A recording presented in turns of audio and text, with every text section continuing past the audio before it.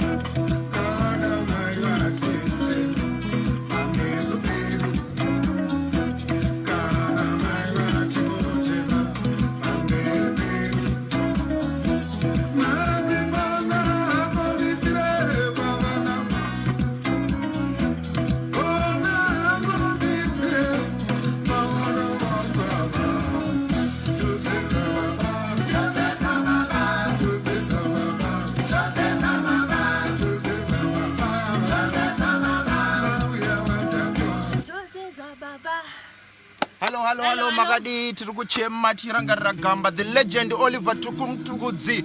Rest in peace. Music industry will never be same without Mtukudzi Oliver. One person agenda ku BBC achiridza live, and we respect you. Tinongoti Mwari ngaanyaradze mhuri, anyaradze vana veZimbabwe tese tiri kuchema. Dr. Oliver Mtukudzi vatisiya zuva ranhasi, asi tinongoti may he so rest in peace. Tichiti Mwari vatendera, Mwari vaita kuda kwavo. Tichiramba tichivarangarira music industry. Ndo vanga vakabata, ndo chibaba chidhara chemusic. Music will never be the same without you, Dr. Oliver Mtukudzi. Rest in peace.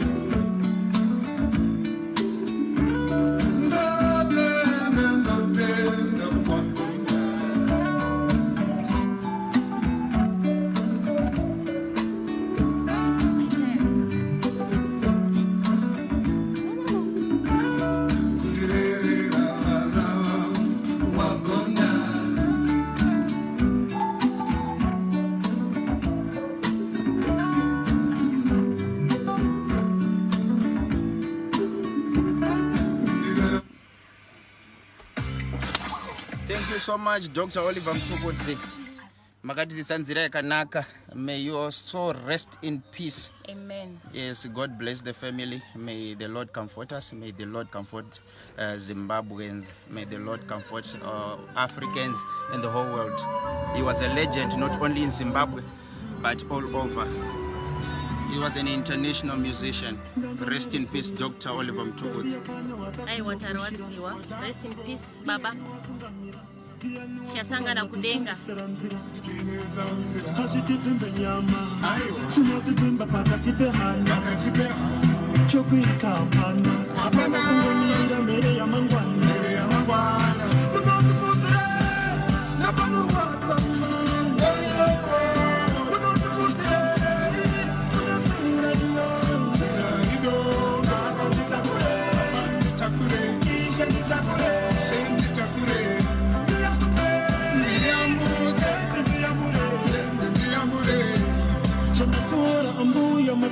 Sekuru wapana tacheche kauya chamatora mukoma matora hanzazi yenama ndichayekonga misotsi yandachiyema ndasatsa ko kumira ningiroze nitsonta ko iri ndozi aipaita atsana ngoya iri njozi yandikurira amainda gura ndiyani yachandiraira kama tepecho machaira ndaise wafunga ndichachaira wedenga daimani daira iwo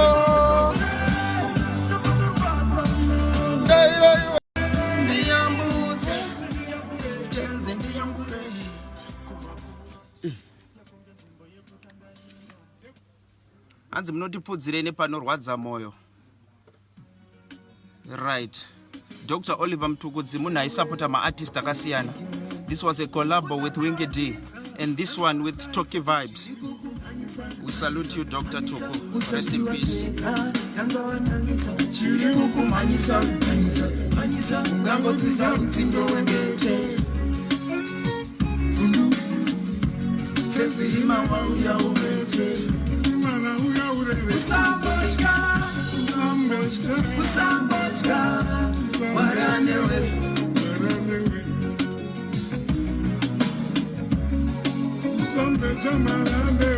simuka usandeta manduwe kounopera simani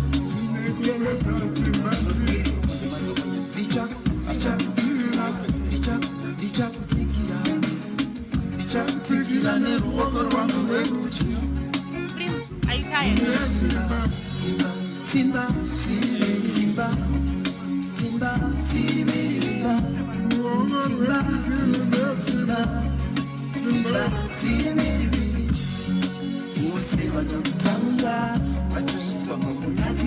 Achanyara, vachange chinhu chisipo sevasina kupira vavapo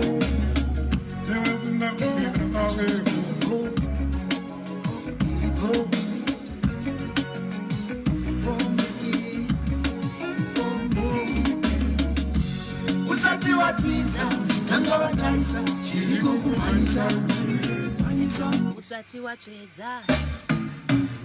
Right, it's painful. Rufu ndimadzongonyedze kune vanodanana rwatitorera Dr. wedu Oliver Mtukudzi. Tichingoti dai Mwari wanyaradza mhuri kwa Mtukudzi, dai Mwari wanyaradza mhuri neZimbabwe, dai Mwari wanyaradza Africa yese ne the whole world. Rest in peace Samanyanga. Rest in peace Dr. Oliver Mtukudzi. Thank you so much. Enough respect.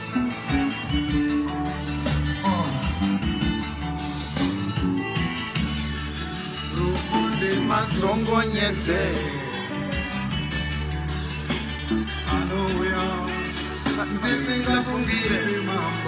ndisingafungire mambo rufundi madzongonyedze pane vanodana rufundi madzongonyedze pane vanodana rufundi madzongonyedze pane vanodana rufundi madzongonyedze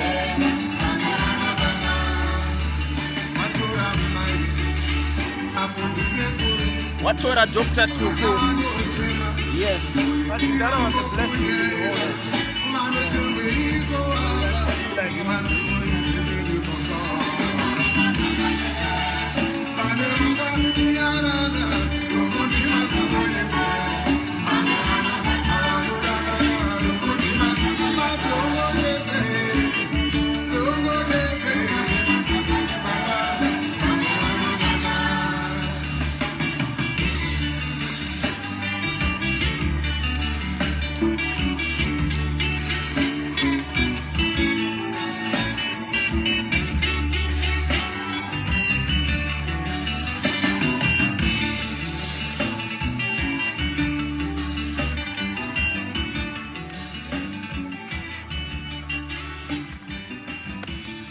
Thank you so much. Tinongoti ngaticheme tine tariro semhuri yeZimbabwe munhu wese tese tarwadziwa nekushayika kwa Dr. Oliver Mtukudzi.